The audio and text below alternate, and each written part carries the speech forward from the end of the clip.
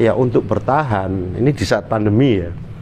Mungkin teman-teman ini harus dipahami juga bahwa sebagai pemilik itu tidak semua pemilik itu kaya raya, tidak semua pemilik itu banyak uang juga. Pemilik itu kan kebetulan aja punya keberanian mengambil resiko. Salah satunya hutang bank tadi. Assalamualaikum warahmatullahi wabarakatuh. Ketemu lagi di channel Santo X MBM.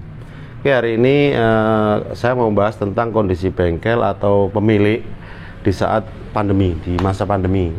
Biasanya saya bahas tentang mekanik, tentang teknik, tentang istilahnya mungkin trouble atau berkaitan dengan komponen-komponen. Hari ini saya khusus membahas tentang kondisi bengkel atau pemilik bengkel di saat masa pandemi.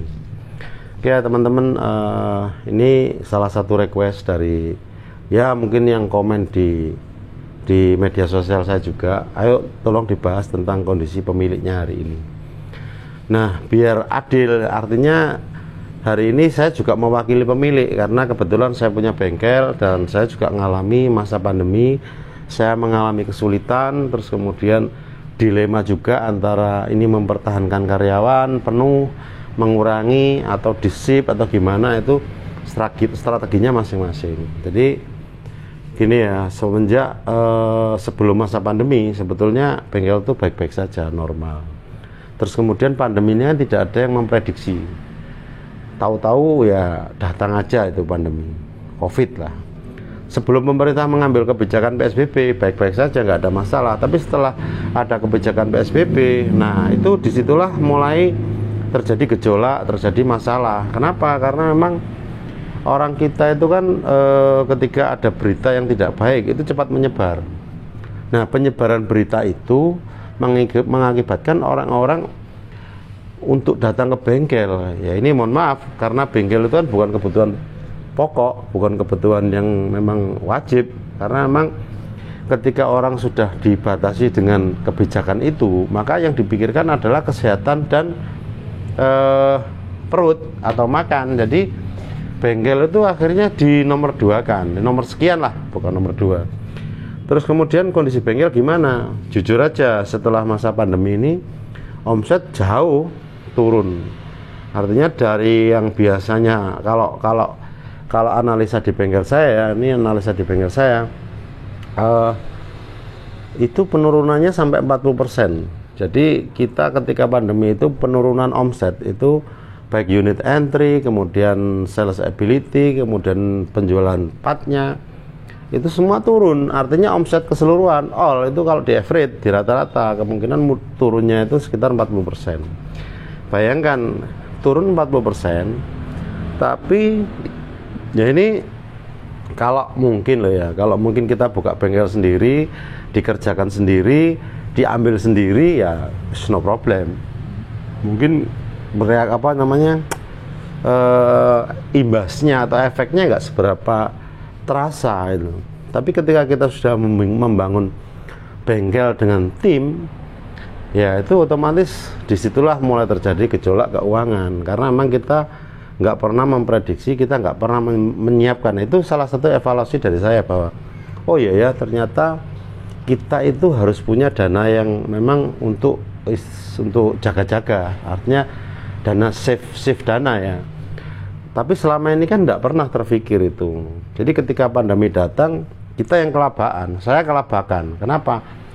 Saya sudah terlanjur istilahnya tim saya ya lumayan lah kalau untuk ukuran bengkel itu mungkin tim saya sudah lumayan. Saya dilema juga.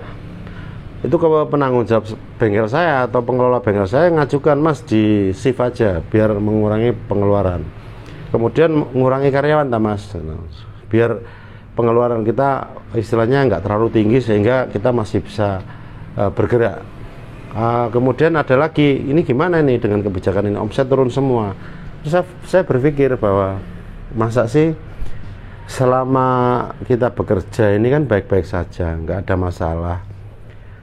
Terus kemudian kita senang-senang aja karena kondisi bengkel kita normal. Tapi ketika ada pandemi, ketika ada COVID, terus kemudian masa karyawan kita mau kita kurangin, masa kerja mau kita shift, ya itu pertimbangan saya, perdebatan saya, sehingga saya memutuskan sudah nggak usah dikurangi, nggak usah di shift, tetap jalan semestinya aja, dikasih pengertian aja bahwa kondisi pandemi ini omset kita turun jauh, pendapatan kita turun jauh, sehingga pendapatan jangan, istilahnya ya pasti pendapatan kita turun, itu dulu. Kemudian terus gimana caranya? Lah strategi kita adalah jemput bola. Jadi kita kan orang sudah parno duluan ketika datang ke bengkel itu dengan pakai masker, dengan kondisi berita yang nggak karuan, sehingga orang mau datang ke bengkel itu juga mikir gitu loh, karena dia juga pengen sehat, kita juga pengen sehat. Akhirnya antara petugas dan konsumen juga sama-sama mikir. Nah disitulah terjadi penurunan yang sangat drastis. Mungkin perkiraan saya di bulan 4, bulan 5, bulan 6 2020 itu sudah mulai turun. Kemudian teman-teman bengkel ini gimana? Ya ini sekedar mungkin teman-teman tahu ya, buat mekanik, buat karyawan juga, bahwa kayak saya ini, saya nggak mencontohkan orang lain aja lah, saya aja lah. Saya itu kan modal buka usaha bengkel itu kan memang modalnya hutang di bank. Terus kemudian dengan berjalannya waktu, usaha itu jalan, saya kan ngangsur bank juga.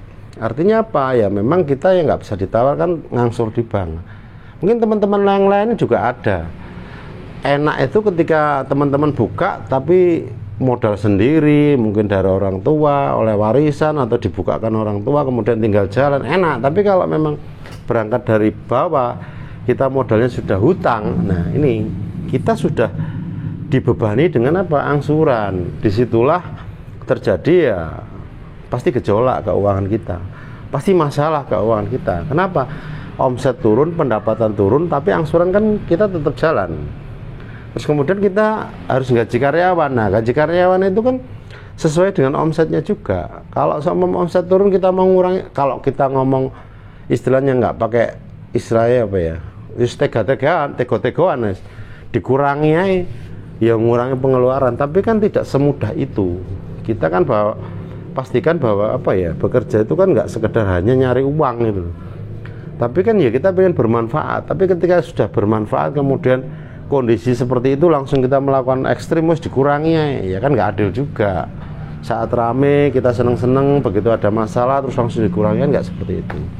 Artinya ya untuk bertahan ini di saat pandemi ya, mungkin teman-teman ini harus dipahami juga bahwa sebagai pemilik itu tidak semua pemilik itu kaya raya, tidak semua pemilik itu banyak uang juga. Pemilik itu kan kebetulan aja punya keberanian mengambil resiko, salah satunya hutang bank tadi buat buka bengkel, kemudian punya karyawan, sehingga kita punya beban itu dan ngambil resiko. Resikonya apa? Ketika bangkrut yo aset kita disita sama bank.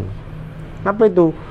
Ya nggak mungkin lah bank ngasih uang ke kita tapi kita nggak menjaminkan sertifikat atau mungkin ya surat berharga lah, kan seperti itu. Artinya ya hari ini sama-sama apa ya namanya, introspeksi lah, sama-sama mengerti kondisinya, bahwa kondisi bengkelnya seperti apa, omsetnya gimana, kemudian kondisi mekaniknya gimana. Yang penting kita sama-sama jalan dulu aja hari ini.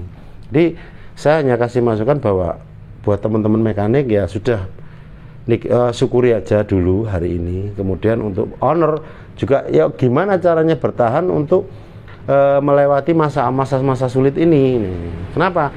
Karena kalau ada tuntutan juga, wah ini pandemi kayak gini, kemudian terjadi gejolak intern juga, kan kasihan juga, kasihan mekaniknya, kasihan pemiliknya juga. Saya nggak membela mekanik, saya juga nggak membela pemilik, tapi saya hanya bercerita itu karena saya juga pernah jadi mekanik lama, saya punya mekanik, sekarang saya punya bengkel, jadi saya bercerita itu supaya sama-sama memahami aja lah bahwa kondisi bengkel hari ini itu ada kenaikan iya, tapi belum normal gitu loh. Jadi dari penurunan 40% hari ini mungkin masih di angka 70-75% lah, belum 100% normal. Jadi ya sudah dinikmati aja. Memang ya bersyukur aja lah bahwa usaha kita masih bisa jalan, kemudian kita masih bisa bertahan, kita nggak ngurangi karyawan, teman-teman yang mekanik, yang karyawan juga masih punya pekerjaan. Jadi intinya bahwa ya sudah, kita sama-sama terbuka, kita sama-sama pahami kondisi pemilik seperti apa, kondisi karyawan seperti apa, jalan bersama. Nanti ketika omset sudah naik lagi, normal lagi, baru ngomong masalah pendapatan. Menurut saya seperti itu. Jadi intinya bahwa siapapun, baik itu mekanik, baik itu pemilik, hari ini dalam kondisi sulit. Kenapa sulit? Ya yang karyawan pingin pasti pendapatannya turun, yang pemilik pasti ya pendapatnya turun juga. Lah pemilik badine akeh, ya belum tentu juga. Kenapa? Karena memang pemilik itu modalnya besar. Besar apa ya? Kita menjaminkan yang kalau saya pinjam bank, pasti surat saya masukkan di bank sertifikat gitu loh. Artinya apa? Ketika saya nggak bisa membayar, otomatis sertifikat saya disita. Disitulah resiko. Artinya apa? Ya sudah, pelan-pelan kita jalani, kita syukuri. Mudah-mudahan pandemi cepat berlalu, semua cepat berlalu, dan keadaan semakin membaik. Salam buat kita semua, mekanik semua sehat, pemilik juga sehat, sehingga masa pandemi berlalu dan bengkel kembali normal. Oke teman-teman, mungkin nggak usah lama-lama. Nanti kalau ada yang request tentang kondisi strateginya gimana dalam masa pandemi itu, apa yang kita lakukan, ya nggak apa-apa, mungkin dibuatkan video lagi, karena masukan dari teman-teman bikin videonya nggak usah lama-lama Pak, nanti kalau kelamaan bosen lihatnya atau nggak bisa sampai selesai. Oke, terima kasih, mudah-mudahan ada manfaatnya. Selamat belajar. Wassalamualaikum warahmatullahi wabarakatuh.